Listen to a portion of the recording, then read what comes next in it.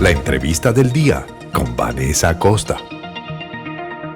Estamos sumamente agradecidos con nuestra invitada de esta hora por atendernos, por participar aquí en el programa, porque la diferencia horaria es de 2 horas, es decir, en Ciudad de México en este momento son las 6:47 de la mañana y además son días muy difíciles de mucho trabajo, así que agradecemos enormemente a Lisbeth Guerrero, directora de la organización Apoyo a Migrantes Venezolanos en México, quien ya está con nosotros conectada desde Ciudad de México. Lisbeth, bienvenida, ¿cómo está? Hola, buenos días, encantada de estar nuevamente con ustedes, aunque lamentablemente en esta situación y circunstancia. De hecho, Lisbeth, no sé si nos puede describir, uno aquí ve imágenes, lee testimonios de muchos migrantes, no solo venezolanos, que están varados en la frontera con México, incluso de México ya han dicho que comenzarán los trabajos con cada uno de los países a los que pertenezcan estos migrantes para enviarlos de vuelta, pero ¿cuál es la situación y cuáles son sus consideraciones? Además, a propósito de todo lo que ha pasado a partir de los anuncios que se han hecho en materia migratoria desde Estados Unidos.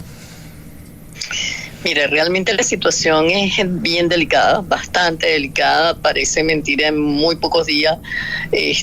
Ha sido una situación que las personas se encuentran muy a la deriva, muy de faltas de información, muy al hecho de ¿ahora qué hago?, ¿no? Personas que incluso ya tenían una cita en CBP One que, como saben ustedes, tardaba hoy en día 8 meses, 9 meses que una persona estaba esperando por su cita. Entonces, obviamente, durante ese tiempo, personas que incluso ya estaban trabajando, obviamente, para mantenerse, y dejaron sus trabajos, dejaron donde estaban rentados para trasladarse a una frontera y ahora quedarse en una situación de un limbo. Y por otro lado, estas personas que efectivamente, como señala, van a ser devueltas a México. México ya dijo ponerse en contacto con los países de origen, aun y cuando sabemos de muchas personas que no pueden regresar a sus países de origen porque su vida y su integridad estaría en riesgo. Lisbeth, si bien México ya adelantó que se preparan para deportar a sus países de origen a esos migrantes ilegales que hayan quedado o indocumentados e ilegales que hayan quedado varados en la frontera entre México y Estados Unidos, no se han dado detalles, por ejemplo, de algún plan de atención, porque ciertamente ya hace tiempo Donald Trump había advertido cuál iba a ser el enfoque de su política migratoria. Mira, yo tengo un criterio muy personal también en cuanto a eso, porque algo que nos preocupa muchísimo, ojo, yo estoy total cuenta que un país debe velar primero por sus nacionales. Pero en este sentido, un país como México, que recibe tantas nacionalidades de personas que pasan por sus territorios, el hecho de que se haya creado un plan, se creó un programa llamado México Te Abraza. Este programa es solo para mexicanos y mexicanas retornadas. ¿Qué pasa con las personas de otros países? O sea, simplemente la respuesta ha sido: me voy a poner en contacto con los países de origen para devolverlo. Entonces, así como se generó estos planes, y te estoy hablando de este porque es el más conocido, pero diversos organismos e instituciones gubernamentales en México están haciendo sus propios planes de contingencia, todos dirigidos a la población mexicana retornada.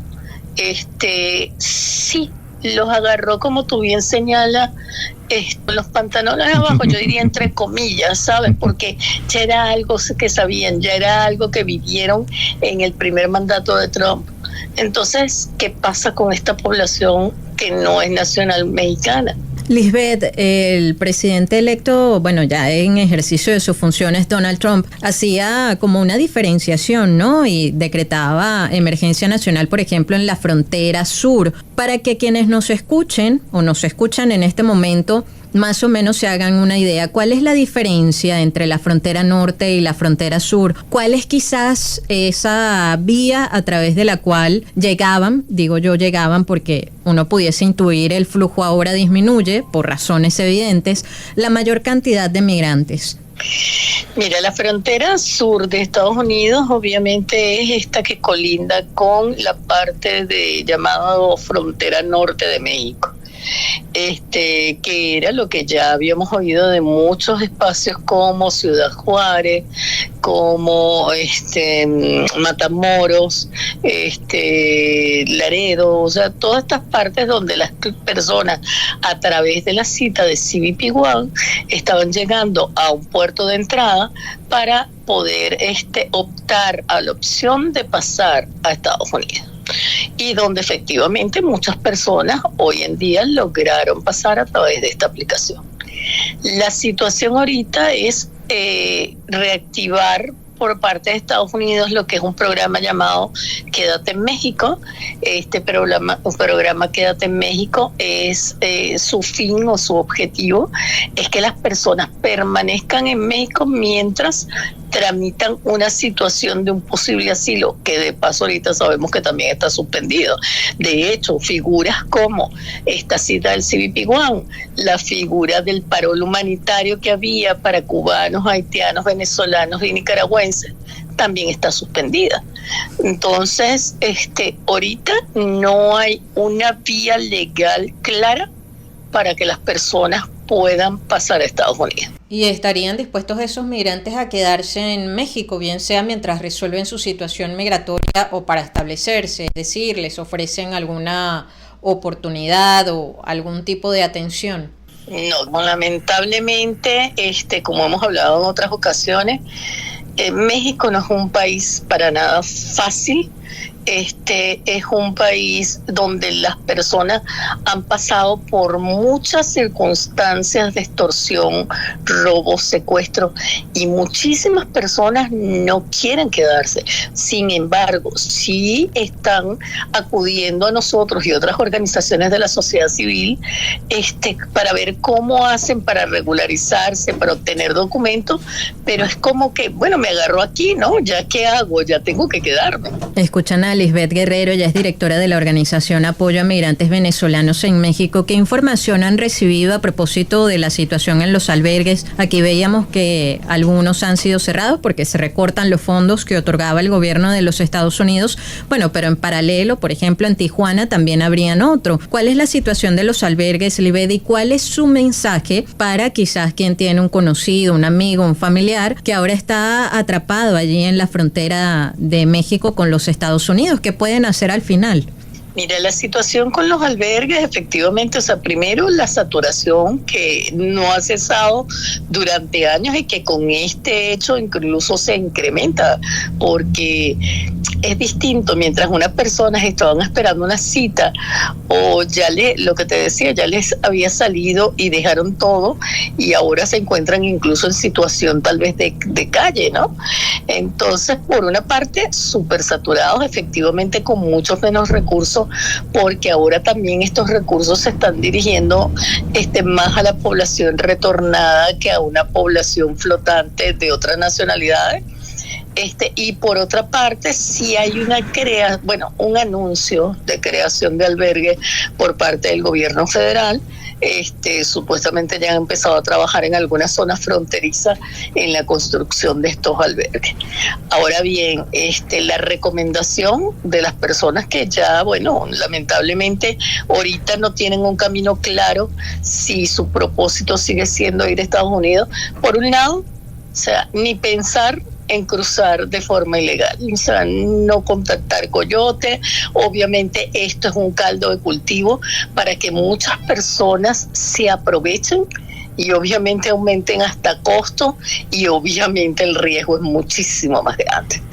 Y por otra parte, contactar a las organizaciones de la sociedad civil que brindamos este apoyo, este acompañamiento para guiarles de la mejor forma, de forma gratuita también, para que puedan establecerse y continuar, su vida adelante en medio de esta situación. Ahora, Lisbeth, y no me malentienda, por favor, porque es valiosísima la labor que hacen ustedes como ONG, ustedes y otras tantas, pero ¿qué tanto más pueden hacer? Más allá de brindar acompañamiento, información, asesoría, pero, por ejemplo, ¿cómo hacen con los recursos? ¿Qué tanto más pueden hacer? Mira, es bien complicado, totalmente cierto lo que acabas de referir. ¿Por qué? Porque las ONG tampoco tenemos mayores recursos. Sin embargo, ante esta situación de incertidumbre, de confusión, de desinformación, es una vía segura para que por lo menos puedan tener claro qué camino tomar. Ahora bien, efectivamente hay una situación incluso de desatención por parte de las instituciones encargadas. Por ejemplo, aquí en México, quien se encarga de procesar el trámite de asilo o de refugio humanitario es la Comisión Mexicana de Ayuda al Refugiado, Comar. Y en estos días, esta semana, han habido situaciones problemáticas en cuanto a la atención de las personas.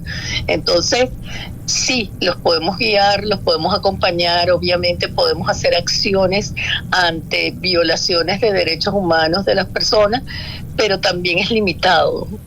Lisbeth, ya para ir concluyendo, ¿qué tanto disminuyó? Como usted bien lo dice, no fue algo que tomó por sorpresa, ya se venía advirtiendo lo que iba a ocurrir a partir del cambio de gobierno en los Estados Unidos, pero sí había disminuido el número de personas que atravesaban o llegaban a la frontera de México con los Estados Unidos, ¿o eso nunca ocurrió? No, efectivamente mucha gente, después de todo lo que han atravesado, dice, mira, que ya me queda, ya estoy aquí, ya tiro el resto, ¿no? Mucha gente incluso no dejó de llegar, y cuando hablamos de las nacionalidades en general, ¿por qué? Porque querían también llegar antes de la fecha de la toma, ante precisamente toda la información que había de las posibles medidas hoy en día ciertas que se iban a tomar.